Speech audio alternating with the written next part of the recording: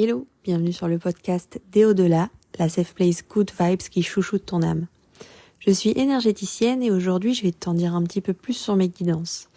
Il faut savoir que je ne réponds jamais par oui ou par non. Pourquoi? J'ai déjà eu plein de questions, par exemple, dois-je choisir cette maison au lieu d'une autre, ou dois-je quitter telle personne, ou dois-je par exemple m'investir dans ce travail ou poser ma démission. Et en fait, à chaque fois, les personnes attendent forcément une réponse très précise. Et je pourrais leur donner parce que forcément je vois des choses et j'essaye de leur dire un maximum d'informations sur ce que je vois et ce que je ressens.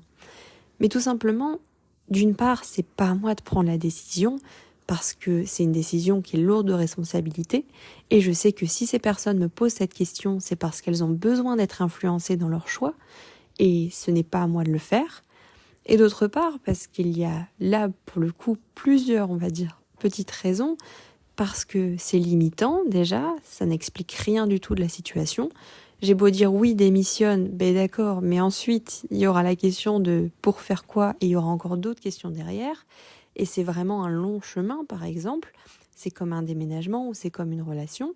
C'est quelque chose qui a besoin aussi d'être posé ou en tous les cas d'être ressenti intérieurement.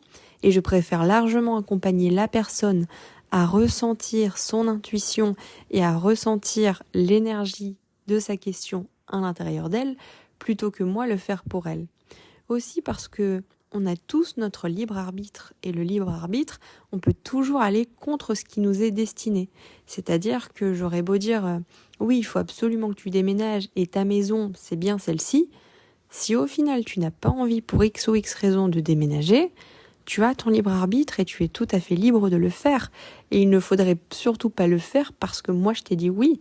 Ce serait vraiment horrible en fait de s'en remettre justement à une personne qui sur l'instant T a vu le déménagement et de se dire oh bah ok c'est bon, c'est parti, je fais mes valises et j'y vais. Aussi parce que justement je peux me tromper. Rien n'est figé, rien n'est gravé dans le marbre, les énergies changent constamment et chacun évolue. Peut-être que je t'avais vu déménager là maintenant et qu'au final tu vas faire un travail sur toi entre deux et que ce n'est plus à cet endroit que tu seras amené à déménager mais que ce sera un autre. Je parle de déménagement, je peux aussi parler de relation. Peut-être que oui, j'ai vu que tu allais te remettre avec ton ex, effectivement.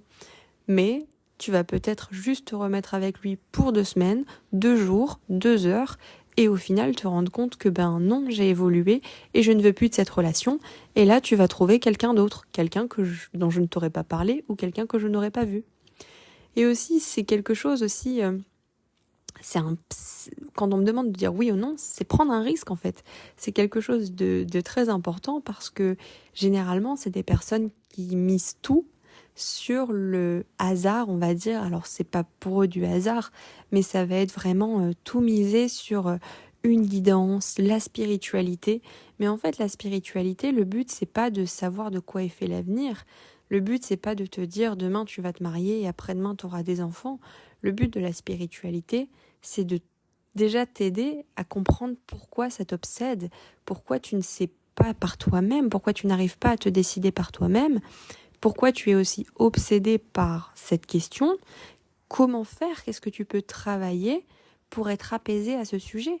Si par exemple tu veux changer de travail et que tu hésites et que tu as vraiment besoin de faire le point dessus, d'accord, mais allons voir plutôt tes blocages, tes limitations et tes freins, plutôt que de répondre oui, tu vas changer de travail, qui au final ne va rien t'apporter de savoir si oui ou non ce sera le cas, parce qu'au final, ça ne dit pas comment tu seras intérieurement.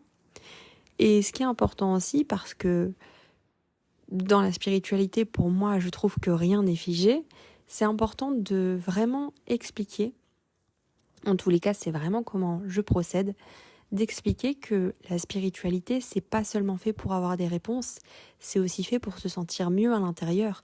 Et que parfois, on pose une question, et au final, quand on règle un petit peu, quand on libère ce qu'on a besoin de libérer, des traumatismes, des insécurités, des incertitudes, au final, cette question, après, on veut plus la poser, elle a plus d'importance parce qu'on se rend compte que poser des questions, c'est aussi être dans le contrôle plutôt qu'être dans l'accueil et dans aussi le ressenti intérieur, se faire confiance soi-même.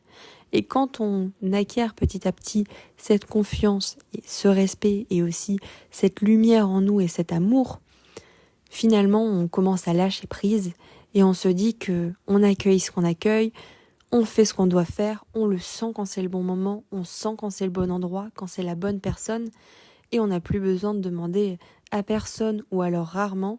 Et surtout, après, on est beaucoup plus indépendant, beaucoup plus autonome, et c'est comme ça aussi qu'on peut continuer de grandir, s'épanouir et se développer.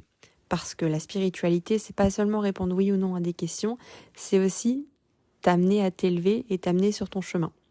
En tous les cas, moi, c'est ma philosophie et c'est comme ça que je pratique la spiritualité avec les personnes que je reçois en soins.